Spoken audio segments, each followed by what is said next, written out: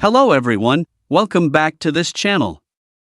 In this video, I will show you the easy and clear steps on how to turn on sync notebooks on Wi-Fi only in Microsoft OneNote on Android. So how to turn on sync notebooks on Wi-Fi only in Microsoft OneNote on Android.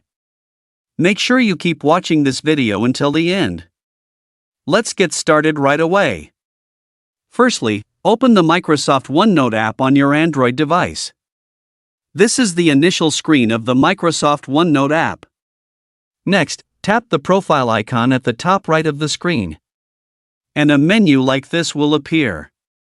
Tap the Settings menu. Tap Sync Notebooks on Wi-Fi only. So that's it, tutorial how to turn on sync notebooks on Wi-Fi only in Microsoft OneNote on Android. Thank you for watching. I hope this video was helpful. See you in the next video.